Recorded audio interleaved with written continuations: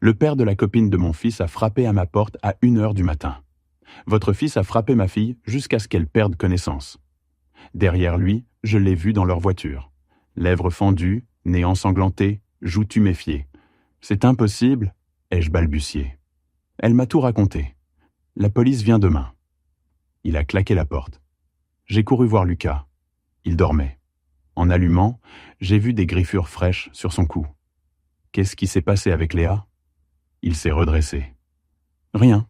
On s'est disputé. Je l'ai raccompagné. Ses phalanges étaient contusionnées. À 9h, la police nationale est arrivée.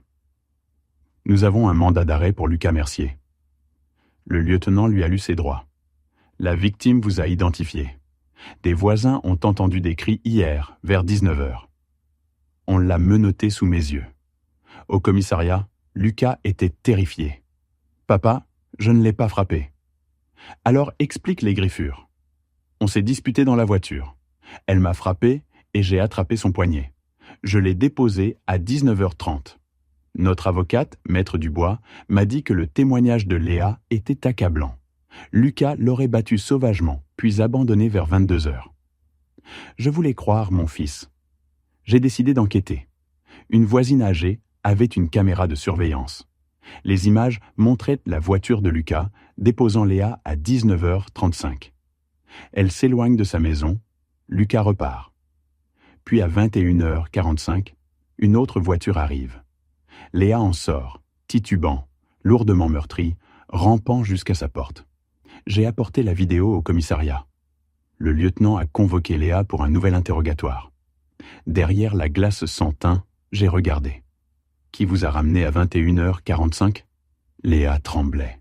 Soudain, elle s'est jetée dans les bras de son père, sanglotant. « C'est bon, ma chérie, papa est là. » Après quelques minutes, elle s'est calmée. « Léa, qui t'a fait ça ? » Quelqu'un qui s'appelle Mathieu. Mon estomac s'est retourné. Mathieu était mon autre fils. 22 ans, de sérieux problèmes de colère. Je vois Mathieu depuis 2 mois dans le dos de Lucas, a pleuré Léa. Ce soir-là, après que Lucas m'ait déposé, je suis allé retrouver Mathieu. On s'est disputé et il m'a battu. Il m'a menacé. Accuse Lucas ou ce sera pire. J'avais tellement peur. Le père de Léa est devenu livide. Mon Dieu, j'ai failli détruire un gamin innocent. Le lieutenant m'a regardé. Où est Mathieu ? En déplacement, mais je ne sais pas où. Ne l'appelez pas. Nous devons coordonner prudemment. Mon fils Mathieu a battu Léa, l'a menacée et a laissé son frère aller en garde à vue. Le lieutenant a sorti son carnet. Numéro de Mathieu, employeur, véhicule. J'ai donné les informations d'une voix tremblante. Bâtiment Rousseau, pick-up Ford noir, 2015. Mon esprit revenait sur les souvenirs. Mathieu perçant des trous dans les murs à 16 ans. Sa copine qui avait cessé de venir. Les licenciements où il blâmait toujours les autres. Les signes avaient toujours été là. Le lieutenant est entré interroger Léa. Sa voix était si faible que j'ai dû me pencher contre la vitre. Après que Lucas m'ait déposé, j'ai rejoint Mathieu. Je lui ai dit que je me sentais mal de mentir à Lucas. Il s'est énervé. Il a crié que je lui appartenais. Il m'a emmené dans un parking vide et m'a frappé tellement de fois. Il a dit « Accuse Lucas ou ce sera pire la prochaine fois. » Nous émettons un mandat d'arrêt, a dit le lieutenant. Allez chercher Lucas. La maison d'arrêt était à 10 minutes. On a fait entrer Lucas. Il avait l'air si petit, les yeux vides et effrayés. Le trajet du retour était silencieux. « Lucas, je suis désolé, j'aurais dû te croire. » Il a tressailli, comme si j'avais essayé de le frapper. À la maison, Lucas est monté directement dans sa chambre. J'ai entendu le verrou claquer. Après quelques minutes, je l'ai entendu pleurer. Des sons brisés et silencieux. 2 heures plus tard, le lieutenant a appelé. Mathieu est localisé dans un motel à 3 départements. La police locale intervient. 40 minutes après, Mathieu est en garde à vue. Pas d'incident. Dès qu'on a mentionné Léa, il a demandé un avocat. J'ai frappé à la porte de Lucas. Pas de réponse. Il respirait de l'autre côté, mais ne répondait pas. J'ai appelé ma sœur, assistante sociale. Lucas a été faussement accusé. Il ne me parle pas. Il y a une thérapeute, Sophie Arnaud, spécialisé dans les traumatismes et fausses accusations. Cette nuit-là, je fixais le plafond. Je me souvenais de tous les signes avec Mathieu. Les trous dans les murs, sa copine qui avait disparu, les licenciements. Quand les choses tournaient mal, Mathieu blâmait toujours les autres. J'avais ignoré le schéma. Vers 8 heures, le père de Léa a frappé à ma porte. Il avait l'air terrible. « Je dois m'excuser. J'ai failli détruire votre fils. Je suis désolé que Mathieu ait blessé Léa. Désolé de ne pas avoir vu ce qu'il devenait. » 2 pères qui avaient échoué. Léa est terrifiée. Elle pense que Mathieu va revenir. Mon estomac s'est retourné. Je ferai tout pour qu'il soit tenu responsable. J'ai appelé l'avocat recommandé, maître Vincent Moreau. J'ai tout expliqué. J'ai besoin que le casier de Lucas soit effacé. Vincent a pris des notes. Ça va être compliqué. Même innocent, le système n'efface pas automatiquement. Il a expliqué le processus. Requête, annulation, effacement. Ça prendrait des mois. Mathieu va probablement vous contacter de la maison d'arrêt. Vous devez décider quelles limites poser. Vincent s'est penché en avant. Vous êtes son père et son père, mais il a battu une fille et piégé son frère. Vous devez décider comment gérer ça avant qu'il n'appelle. Je suis rentré sans connaître la réponse. C'était toujours mon enfant. Le lendemain, Lucas est sorti de sa chambre, épuisé. « Mathieu a été arrêté ?» Sa voix était plate. « Oui, il y a 2 jours. » J'ai mentionné la thérapeute Sophie Arnaud. Lucas s'est retourné brusquement. « Je ne veux pas parler de mes sentiments avec une inconnue. » C'était la première vraie émotion depuis sa sortie, de la colère. Ce soir-là, Mathieu a appelé de la maison d'arrêt. Il pleurait. C'était un accident. Léa m'a énervé et j'ai perdu le contrôle. « As-tu battu Léa et l'as-tu menacée ?» Long silence. Puis oui, mais sa voix a changé, défensive. Léa me trompait. J'essayais de lui donner une leçon sur le respect. Tout mon corps est devenu froid. « Une leçon ? Tu l'as mise à l'hôpital ? » Les filles pensent qu'elles peuvent tout faire. Je lui montrais que les actions ont des conséquences. « Tu vas m'aider à avoir un avocat ? Le commis d'office est nul. Je vais t'assurer une représentation légale, mais je ne peux pas t'aider à éviter les conséquences. » Mathieu s'est énervé. « Donc tu choisis Lucas ? Je suis ton fils aussi. Tu as battu quelqu'un. Tu as laissé ton frère en garde à vue. Lucas va bien. Tout le monde est dramatique. » J'ai raccroché, les mains tremblantes. Je l'avais élevé et il n'avait aucune idée que ce qu'il avait fait était mal. La procureure a appelé le lendemain. Ils inculpèrent Mathieu pour coups et blessures, intimidation de témoins et menaces. Ils avaient besoin que Lucas témoigne. Lucas est devenu pâle. Il a dit qu'il ne pouvait pas affronter un tribunal après avoir été accusé lui-même. Je ne l'ai pas poussé. Vincent a expliqué que l'effacement du casier prendrait des mois. Le traumatisme ne disparaissait pas simplement. Cette nuit-là, je me suis réveillé au cri de Lucas. Il était emmêlé dans ses draps, criant qu'il était piégé dans une cellule. Quand il s'est réveillé, il me fixait sans me reconnaître pendant 1 minute. Puis il s'est mis à pleurer. Les cauchemars sont devenus réguliers. Après 1 semaine, j'ai ramené la thérapie sur le tapis. Juste une séance. Il a finalement accepté. Il est parti 90 minutes chez Sophie. Le soir, il m'a texté qu'il y retournerait la semaine prochaine. Le père de Léa a frappé à ma porte. Léa voulait s'excuser à Lucas en personne. J'ai appelé Sophie. Lucas n'est pas prêt. Peut-être dans quelques mois, mais pas maintenant. Le père de Léa a compris.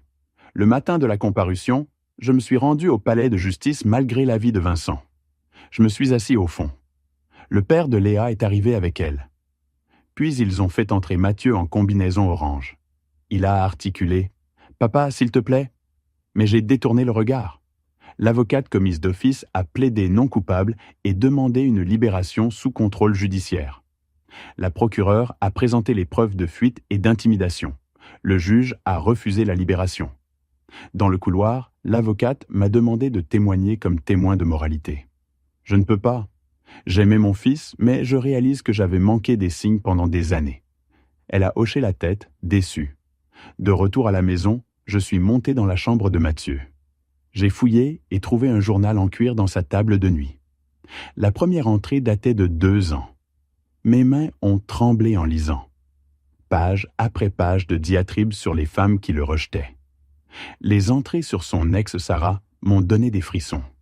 Il écrivait sur lui apprendre le respect, sur le fait qu'elle lui appartenait. Description de dispute où il l'avait attrapée assez fort pour laisser des bleus, sur le fait de la suivre. La dernière entrée disait qu'il s'était présenté chez elle à minuit, jusqu'à ce que son nouveau copain menace d'appeler la police. Ce n'étaient pas des problèmes de colère. C'était un schéma de contrôle et de violence. J'ai appelé Vincent. Il a lu le journal. C'est une preuve pertinente, mais ça aggravera son cas. Comprenez-vous ce que le donner à la procureure signifie ? J'ai repris le journal, incapable de décider. Pendant 3 jours, je l'ai gardé dans ma voiture. Je roulais jusqu'au bureau de la procureure et repartais. Je pensais à Mathieu Petit, mais aussi à Lucas en cellule, au visage meurtri de Léa, à Sarah. Le 4e jour, je suis entré et j'ai remis le journal à Jennifer Leblanc. Elle l'a lu pendant 21 minutes, son visage se durcissant. C'est accablant. Nous ajoutons des charges de harcèlement. Je me sentais malade. Quand je suis rentré, Lucas était sur le canapé. Vincent m'a parlé du journal. Lucas s'est levé et m'a serré dans ses bras pour la première fois depuis la garde à vue. Merci de me croire. Merci de choisir ce qui était juste. Je me suis effondré en pleurs. Désolé de ne pas t'avoir cru immédiatement. Je comprends pourquoi tu as douté, mais remettre le journal prouve que tu es de mon côté maintenant. 2 jours plus tard, Mathieu a appelé et a hurlé. « Traître, tu as détruit ma vie !» Je l'ai coupé. Tu as détruit ta propre vie quand tu as battu Léa et fait accuser Lucas. Le journal montre simplement qui tu es vraiment. Je ne t'ai jamais compris. Tu es un père terrible. Je t'aime, mais je ne peux pas t'aider à éviter les conséquences. Il m'a raccroché au nez. 1 semaine plus tard, Marc Dufour, collègue de Mathieu chez Bâtiment Rousseau, m'a appelé. On s'est rencontrés dans un café. Il m'a dit que Mathieu avait été viré 6 mois plus tôt pour avoir menacé une collègue, Amanda, qui avait rejeté ses avances. Il l'avait coincée dans le parking et lui avait dit qu'elle regretterait. Marc était prêt à témoigner. Le lendemain, sa femme Clara m'a contacté. Elle avait vu Mathieu attraper le bras d'Amanda lors d'une dispute, assez fort pour laisser des bleus. J'ai donné leurs coordonnées à Jennifer. Quelques jours plus tard, Jennifer a appelé. Avec le journal et les témoignages, ils avaient un dossier extrêmement solide. L'avocate de Mathieu proposait un plaidé coupable, 8 ans au lieu de risquer 15 au procès.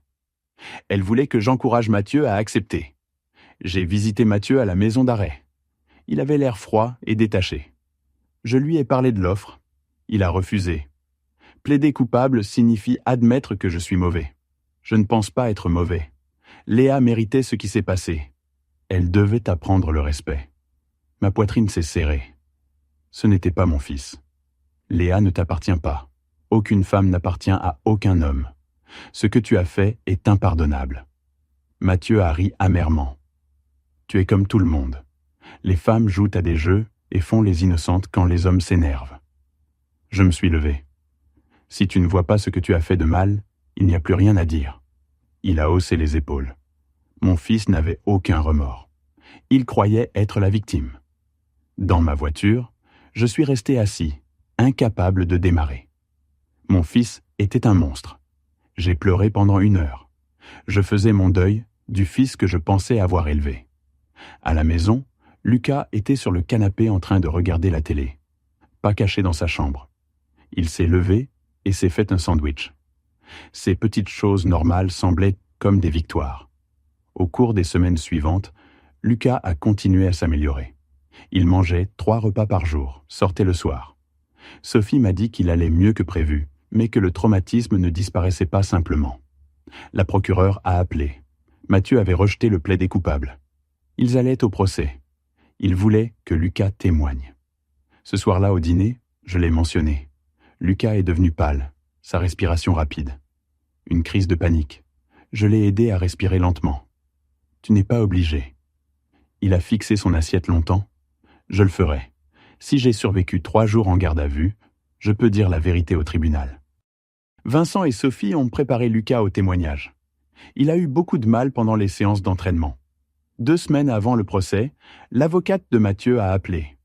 Mathieu voulait changer son plaidoyer. Il acceptait 10 ans plutôt que risquer 15. Voir toutes les preuves lui avait fait réaliser qu'il allait perdre. Une partie de moi était soulagée. Pas de procès signifiait que Lucas n'aurait pas à témoigner.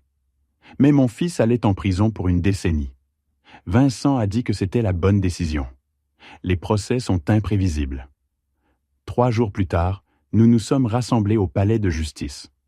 Moi, Vincent, Léa et son père, la procureure et Mathieu. Lucas est resté à la maison. Le juge a demandé à Mathieu comment il plaidait. Coupable. Puis l'allocution.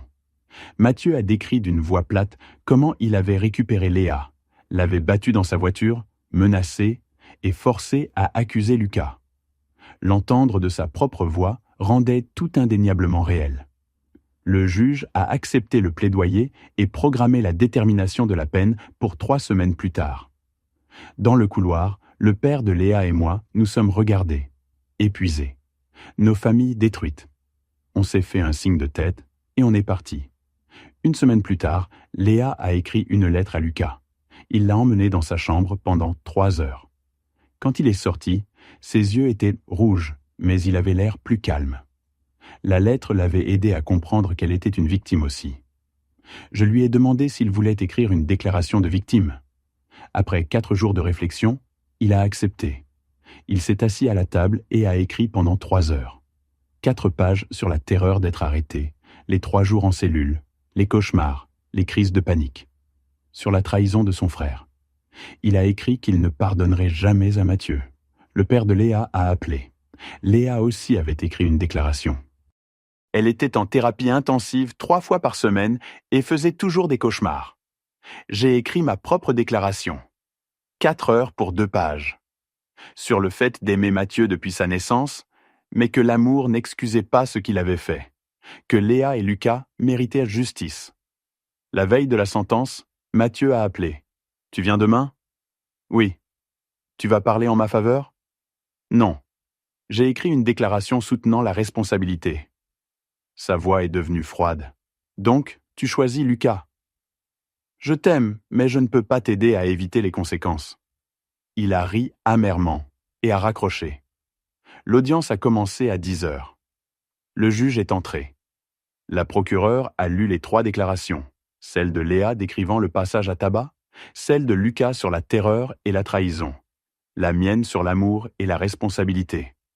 Mathieu fixait droit devant sans montrer d'émotion. Le juge a enlevé ses lunettes. J'ai vu un schéma de violence envers les femmes remontant à des années. Votre absence de remords est profondément préoccupante. Sentence. 10 ans de prison ferme avec possibilité de libération après 7 ans. Cours obligatoire de gestion de la colère. Mathieu a hoché la tête une fois. Je me suis levé, voulant lui parler. Mais Mathieu a tourné la tête. Il a refusé de me regarder. L'huissier l'a emmené et il était parti. Les semaines après la sentence étaient étranges. Je concentrais toute mon énergie à aider Lucas à guérir. Vincent travaillait sur l'effacement complet du dossier d'arrestation de Lucas. Il déposait des documents auprès de 3 tribunaux différents. Il a dit que ça prendrait quelques mois, mais qu'éventuellement le dossier de Lucas serait complètement propre. Sophie continuait à voir Lucas 2 fois par semaine pour la thérapie. Elle m'a dit en privé que Lucas faisait de lents progrès, que ce genre de traumatisme prenait des années à traiter, mais qu'elle voyait des signes qu'il commençait à mieux gérer. Lucas est venu me voir un après-midi et a dit qu'il avait réfléchi à l'université. Il a dit qu'il n'était pas prêt à y aller cet automne. Trop de monde, trop de pression. Il voulait prendre une année sabbatique, peut-être faire des cours en ligne, travailler à temps partiel quand il se sentirait prêt. Je lui ai dit que je soutenais tout ce dont il avait besoin. Le père de Léa et moi avons commencé à nous retrouver pour un café toutes les quelques semaines. Ça semble bizarre, mais on a développé cette amitié improbable. On était les 2 seules personnes qui comprenaient vraiment ce qui s'était passé, ce que nos familles avaient traversé. Il m'a dit que Léa allait mieux certains jours et pire d'autres. Que la guérison n'était pas une ligne droite. 3 mois après la sentence de Mathieu, Lucas m'a dit qu'il avait eu sa première semaine complète sans cauchemar. Je faisais le petit déjeuner quand il l'a dit, juste comme ça, comme s'il commentait la météo. Mais je pouvais voir dans ses yeux à quel point c'était important pour lui. Il a dit que la thérapie l'aidait vraiment, que Sophie lui avait enseigné des techniques pour gérer les crises de panique. Il avait aussi commencé à aller à un groupe de soutien pour les personnes faussement accusées. J'ai commencé à écrire à Mathieu à la maison d'arrêt environ 1 mois après son transfert. De courtes lettres sur du papier ligné, lui disant que je l'aimais, mais qu'il devait prendre ses responsabilités et travailler sur lui-même. J'en envoyais une chaque mois. Il n'a pas répondu pendant 4 mois, et j'ai continué à les envoyer quand même parce qu'il était toujours mon fils.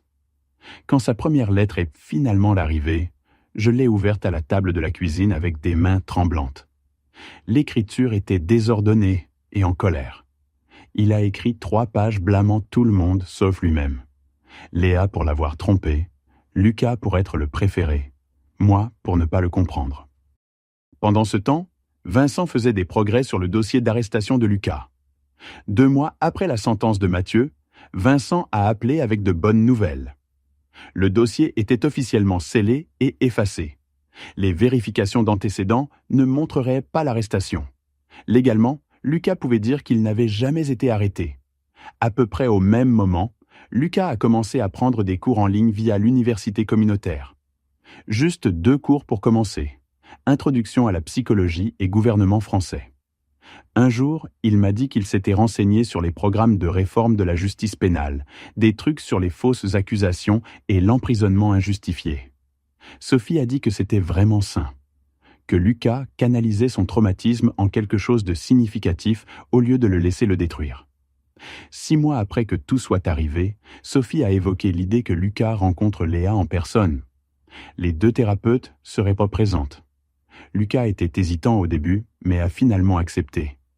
La rencontre a eu lieu au cabinet de Sophie un mardi après-midi.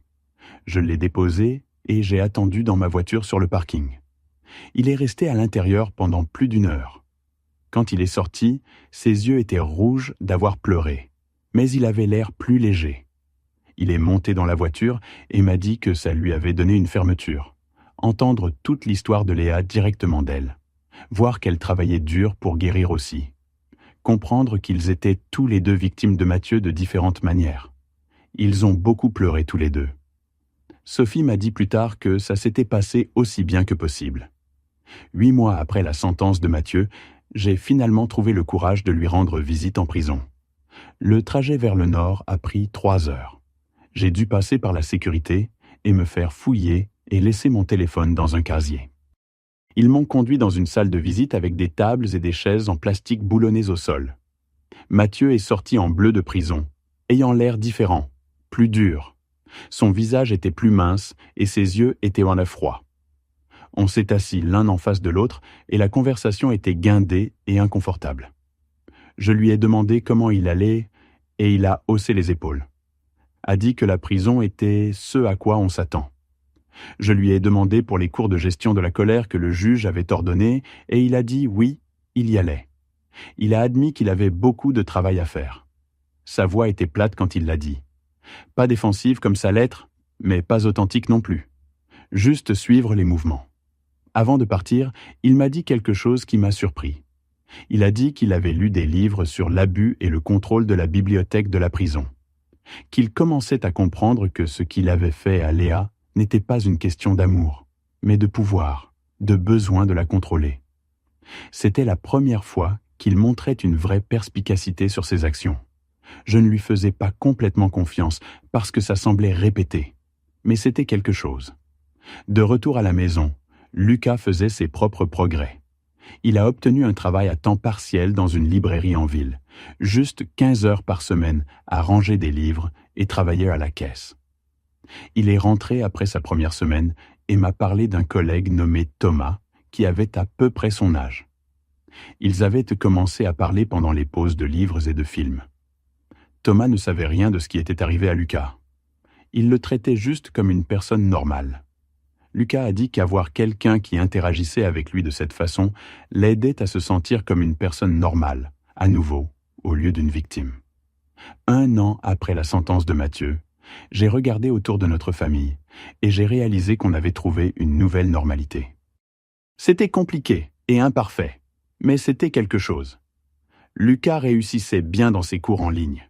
Il avait terminé 4 cours et parlait de postuler à l'université d'État pour l'automne suivant. Il voulait étudier la justice pénale avec un accent sur la réforme. Le traumatisme l'avait changé, mais il le transformait en objectif. Je continuais mes visites mensuelles pour voir Mathieu. Le trajet était devenu routinier. Notre relation ne serait jamais ce qu'elle était avant. Mais j'étais son père, et je ne pouvais pas l'abandonner complètement. Il faisait de lents progrès en thérapie, selon le conseiller avec qui j'avais parlé. Il avait même écrit des lettres d'excuses à Lucas et Léa. Lucas m'a montré sa lettre. C'était 2 pages de Mathieu prenant ses responsabilités et exprimant des remords. Lucas a dit que les mots signifiaient quelque chose, mais qu'il ne pouvait pas défaire les dommages. Le père de Léa m'a dit lors d'une de nos rencontres café que Léa allait mieux. Elle était retournée à l'école et travaillait avec une thérapeute spécialisée dans l'aide aux personnes se remettant d'une agression. Il a dit qu'elle avait même commencé à voir quelqu'un de nouveau, un gars de ses cours universitaires qui la traitait avec respect et patience. Elle avait encore des jours difficiles, mais elle construisait une vraie vie au-delà de ce que Mathieu lui avait fait. Une nuit, environ 18 mois après que tout ait commencé, Lucas est venu dans le salon pendant que je regardais la télé. Il s'est assis à côté de moi et est resté silencieux 1 minute avant de parler. Il m'a dit qu'il était reconnaissant que la vérité soit sortie, même si le processus avait été horrible. Il a dit que vivre sous une fausse accusation l'aurait détruit plus que le temps temporaire en garde à vue. J'ai écouté alors qu'il expliquait comment la thérapie l'avait aidé à comprendre que ce qui s'était passé n'était pas sa faute. On est resté assis là un moment, juste à être ensemble. J'ai réalisé qu'on avançait tous à notre manière. On portait des cicatrices, mais on ne les laissait pas nous définir complètement. Lucas construisait vers l'université et un avenir dans la justice pénale. Léa guérissait et trouvait à nouveau le bonheur. Mathieu purgeait sa peine et commençait peut-être à comprendre ce qu'il avait fait. Et moi, j'apprenais qu'être père signifie parfois accepter des vérités douloureuses sur ses enfants, tout en continuant à les aimer malgré les conséquences de leurs choix. Rien de tout ça n'était facile ou parfait, mais on survivait, et ça devait suffire.